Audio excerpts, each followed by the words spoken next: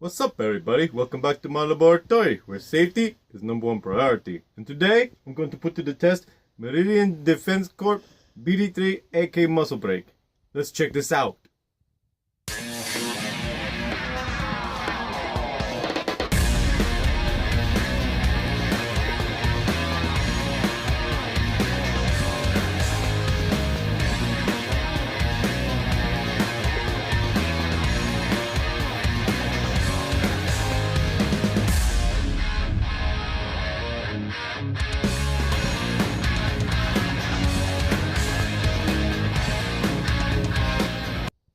Hey guys, how you doing? Welcome back to the Junk Food Zombie channel. I got another muzzle brake video for you guys today. For those of you who haven't seen, I'll put a link below. I did a video on this BD2-AKD brake from Meridian Defense Corp. For those of you AK Operators Union fans, you may have seen this before in a couple of their videos. They mentioned it in one of their videos. They didn't do a specific review for it, so you won't find it if you look for a review of this on their channel. However, I did like this brake, and I did buy it from their store. Now, when I posted on my Instagram page that I had put up a video review of it, Meridian Defense Corp saw the video, they liked it, and they said, hey, shoot us an email, and we'll send you that BD3 brake you mentioned in your video. And I was like, sure, I'd love to try it out. I'm curious as to how much of a difference there is in how effective it is over the BD2. So, they sent it to me. I'm just letting you guys know they did send this to me. I did not buy this. This is the BD3. The main difference is the BD2 is a 2-chamber brake, and the BD3 is a 3-chamber brake. The BD2 does not have this larger chamber down here that the BD3 has, and they both have those vertical compensation ports to help keep muzzle rise down. Now, there's one difference between the two, and I'm not sure why it's there. On the BD3, you have 2 ports, one on each side. It's identical, mirror image, that are facing forward. And the BD2 does not have that. Now, I don't know what they're there for. I'm going to speculate and say that you're going to shoot a jet of gas forward up the side, which isn't going to help any rearward recoil at all. But I'm sure it won't really add anything noticeable. However, what I think it does is that the concussion, the side blast coming out from these ports, is going to be somewhat disrupted by that blast of gas there, and it'll help knock that concussion down. However, that's just speculation. I didn't design this brake. I don't know. I am not a muzzle brake engineer. So if you are from Meridian Defense Corp and you know why, or you work with someone who can tell you why those ports are there, please comment below. Let us know. Say, hey, they are there for whatever reason. That way we can all, you know, get an idea what they're there for. But that's my guess, guys. So like I said, just speculating. So what we're going to do is we're going to do the same thing we did in the BD2 video. We're going to take it to the range. I'm going to take the Vepr 74 and the Vepr 47 in 5.45 and 7.62 respectively. And I'm going to shoot them with just the muzzle nut that they came with, which is really not a muzzle device. It's simply a thread protector. I will shoot them a couple ways. I'm going to shoot them slowly, just so you can see the muzzle movement rearward and upward. And then I will shoot them rapid fire. I'm going to shoot at a small target, like a 2.5 inch circle or square downrange, 8 to 10 yards away. Reason I'm aiming at a smaller target is a large target doesn't really give you any idea of how fast you can get back onto, you know, to being precise with these things. Anybody can blast a torso target from 10 yards away real fast with pretty much anything they're using. So if I'm aiming at something small and I need to concentrate on getting back on that small target, it'll give you a better idea of how much that device controls the muzzle. So that being said, the other things we're going to check is the concussion from the side. I will have my wife fire the rifle, and I will stand 3 to 4 feet from the side. Probably about 4 feet would be my guess. And just feel the difference in concussion to the side and volume. Going to be doing that with ear protection on, so there's so much I can tell. I'm not going to do it without hearing protection. And the other thing we're going to check is just muzzle flash. I did take some photos the other night using these brakes when it was getting dark. You'll notice I'm wearing a different shirt is because I had to go to the range in the evening and do this when it was getting dark. So I had to film it at 2 different times. I actually filmed it at 3 different times, but I had to throw away some of the footage. So let's get to the range and take those shots, and we'll see how it goes. Okay, so we're taking shots with the 5.45 standard muzzle nut.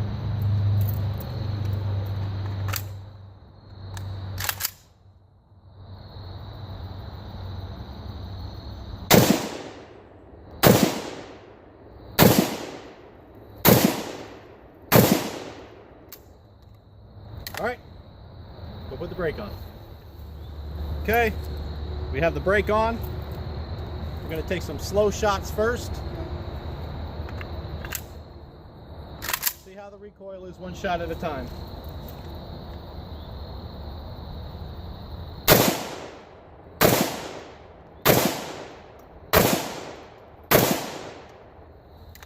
Okay, now we're going to take some more rapid fire shots so you guys can see what it's like trying to keep it on target, shooting a little bit faster.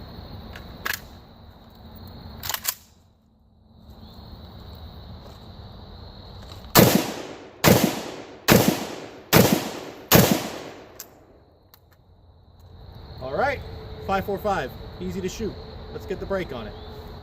Okay, we're gonna take some rapid fire shots with this. Basically, we're just gonna shoot as fast as we can, keeping the muzzle or keeping the sights on target.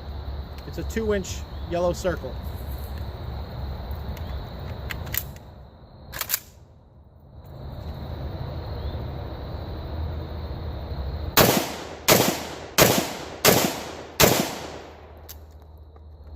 Definitely keeps the muzzle a bit flatter. So far, so good. Okay, now we'll be taking our 5 slow shots with the 7.62 muzzle nut only.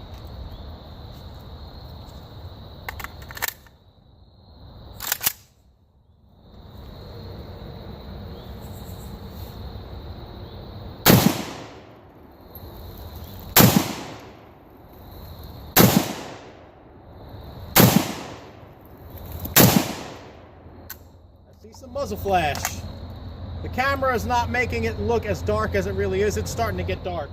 Okay, so we're taking some slower aimed shots with this BD3 brake so you can see the difference in recoil and muzzle rise.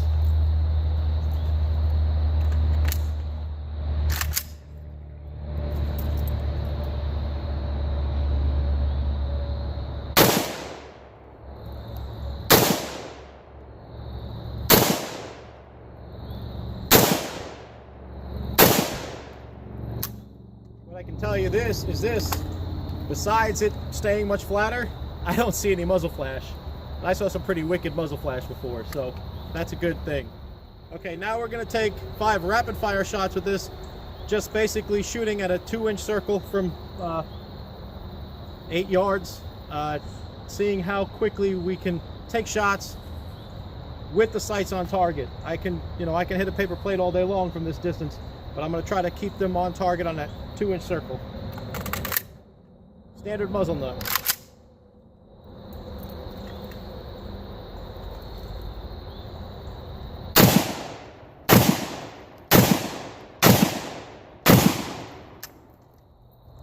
Definitely some muzzle flash. All right, we're going to get the brake on and we're going to do it with the BD3 brake. Okay, so we're going to take some rapid fire shots now with the BD3 brake. Same as before with the 5.45. I've got a 2-inch circle. I'm at like 8 yards. And I'm just going to take shots as quickly as I can as soon as the sights come back on target. So I'm trying to make accurate fire. It's a small target, but if I was shooting at a torso target at this distance, really, you could blast away super fast with anything you were using. So I'm just trying to give you something that will give you a good idea of how much this actually changes the recoil. Get the right magazine here. All right, here we go.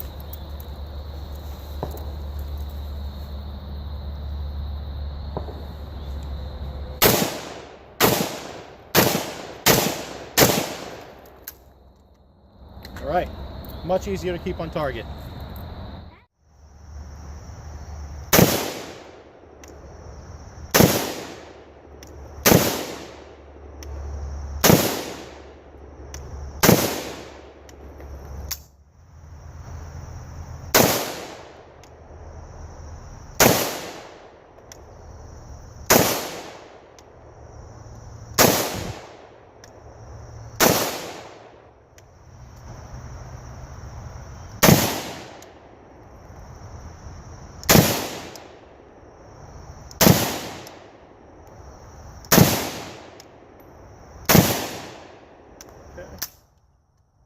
I'll go change that out. Again, roughly 3 feet to the side with the muzzle brake centered in my chest. Maybe 4 feet.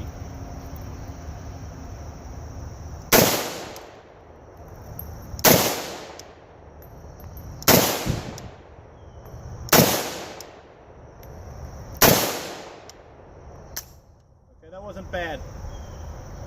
Definitely get more of that cracking sound. You get more of a deeper sound with both calibers. You get a deeper sound with the muzzle nut. You get more of that crack. I'm not going to stand here without hearing protection. Sorry guys. That would probably be louder, basically, without hearing protection. If I was standing next to you without hearing protection, that would probably hurt my ears more. As far as the blast and the concussion, really, there's almost no difference. So as long as you're shooting with hearing protection, it's not an issue. No. As far as standing behind it, do you feel any difference in concussion? Is it uncomfortable to shoot that? No, it's exactly the same pretty much. I notice almost like there's so little of a difference, I don't even notice it when I'm shooting. Maybe if I'm paying attention to it, I can kind of just feel a little bit difference. Behind the gun, it isn't going to bother you. Next to the gun, as long as you got hearing protection, it's not going to bother you. You get a little more of a crack and then a little poof of wind, and it's not a smack like of wind. It's just a little poof of wind. So very nice. So the muzzle blast is not an issue. Alright guys, so we're back in the reloading room. What are my thoughts? What are my conclusions? Well, first, obviously with the recoil, as you can see in the video, it did a good job. Now, I'm comparing it to no muzzle device, so obviously it's going to make a difference, but I think it made a significant difference in both calibers. Sadly, they do not make one of these specifically for the 5.45. I wish they would. You know, guys, make me one, drill me a smaller hole. We'd be good. I really can't complain because it did a really good job on the 5.45. Like the BD2 far better than I thought they would, being specific more for a 30 caliber. So as far as recoil, rearward, it did make a difference, but keeping that muzzle flat like the BD2 before it did a great job and really did a good job helping me stay on target. You could see with the slower shots the difference in the movement, but with the rapid fire you could see just how much faster I could get back on a small target at a mild distance, but a small target relatively quickly, much faster, especially in the 30 caliber than I could without it. So that's that. Recoil, muzzle rise, it does a good job. It's effective. Forgive me, I'm looking at my sheet there. Concussion. If these things are for what I think they are for, they do a really good job. However, on the BD2, I didn't really have any concussion either. But really, behind the gun, unless you really pay attention, I hear pretty much no difference. When I really pay attention, it feels like it might be just a touch louder. I can feel it just a touch more. If I'm not paying attention, I don't notice anything. And when I am paying attention, I hardly notice anything. Standing to the side, as you saw, 4 feet to the side, which is pretty close to be standing directly next to one of these things, it was like nothing. Again, if you stood next to someone shooting an AR or an AK, you know, close to their side, you feel that kind of thump in your chest. This gets rid of a lot of that thump, and you hear maybe a little more of the mid-range and high-frequency sounds. So I guess, like I said in the video, I'm not going to do it without hearing protection, but it perhaps might be a touch louder, but nothing you notice unless you're sitting there listening and paying attention. As far as, for all practical purposes, there really is no difference. Concussion, I felt nothing. I felt the same, tiny bit that you get, the little crack out of the rifle, and then like a little puff of air. So if that's what these things are for, they sure are working. This is not like a competition break where it feels like somebody's smacking you in the head or hitting you. It's a huge difference. If you've never stood next to one of those breaks, it's kind of hard to describe, but I described it in one of my other videos, the Wheaton Arms break that Tennessee Matt had on his AR-15, the competition break. It's brutal. You don't want to stand next to it, and even shooting it, it starts to get uncomfortable and you feel it in your teeth. So as far as concussion is concerned and side blast, this is pretty much nothing, guys. It is very, very little. For a break that size, it's negligible. Okay, what would it be good for? Well, I kind of alluded to it with what I just said, but you basically got three things you would worry about. Fighting, defense rifle kind of application, competition, and then kind of night, low light situations. As far as a fighting break, as far as a all around break, I think this is where you're sitting with this.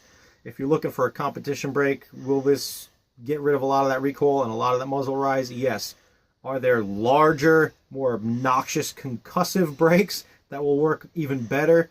Yes. Some of them are quite expensive, but they do work, and that's what they're for. Those breaks are specifically for that, and that's about all they're good for. This is not a flash hider, so if you're looking for low light shooting and any muzzle flash at all is a detriment to you, then this isn't quite going to be what you need, although it does a very good job at keeping the muzzle flash very, very small, it's not non-existent, but it's very easy to shoot with. You don't notice it when you're shooting, but it doesn't eliminate it entirely. However, here are the pictures of the muzzle flash with and without, and with both calibers, and you'll see there is a huge difference. So if you're looking for something that eliminates flash entirely, there are dedicated flash hiders that will do a better job. So where this sits for me is it's perfect for a defensive rifle. Even though it's somewhat heavy, AKs aren't the lightest rifles, particularly the Vepr. I don't really notice this when I'm moving the rifle around, even though it's a little bit heavier than the other break. It's not real bad. There's a lot of material cut out of this, so it's not a huge deal. So as an all-around break, it gives you a really good amount of recoil mitigation and controls muzzle rise, and you're not dealing with a lot of concussion. A really good all-around package. I think that's where you're sitting with this. I think that's where this thing excels, and I think it does a great job at that. As far as cost, you're looking in the $90 range, which is comparable to most any type of break like that. Less than many. There are some breaks like this that cost upwards of $120 to $200. This is machined very nicely, guys. It's finished very nicely. The laser etching is clean. All of the holes, all the flats, everything is very nice. I hold this thing and I look at it, and every way I look at it, even the machining inside, every way I look at this thing, to me, this feels like something that's a very good quality. It looks like something that's very good quality. It performed well. I think they really did a good job with this, and for the money, I think you can't really do a whole lot better. It's not as inexpensive as this, but again, you've got more machining. You've got an extra port to machine on this, and you have these other small ports that they added to this that aren't on this, plus the machining off of the sides there. So there is a bit more work involved in this than this. So you do get extra cost in machining with that, because they do have to pay somebody to do that. Comparisons between the two. I had originally I threw out a lot of footage because I had originally threw the BD2 into this video to kind of give you a comparison of how it compared to a BD2 as well as a muzzle nut, but I decided that perhaps it'd be better for another video, because I would add another probably 7 minutes to this video, which is probably going to be long enough as it is. So stay tuned, guys. I'm going to do a little bit of a comparison video between the two. It'll probably be a shorter video because we'll have a video dedicated specifically to each. So I'll try to throw out a short video just comparing them, how effective they are, and, bang for the buck, which is better, in my opinion. Last thing, they also sent me, when they sent me that BD3, they sent me their new BD2-556 brake, which is identical to the BD3-AK brake, except it doesn't have the little detent notch in the top, because it's an AR, not an AK, so the way you fasten it is different. However, I did do some shooting with this, and I did do some filming with it, and I'll have a video on that as well, but one thing at a time.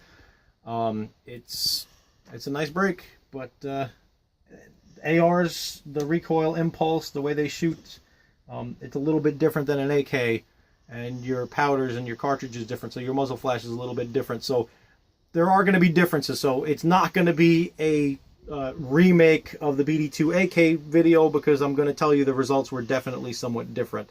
So stay tuned for the comparison, stay tuned for that. I'll probably do the AR video before I do the comparison between the other two brakes, because you can kind of put that all together if you've seen both these videos. That's going to be something completely new.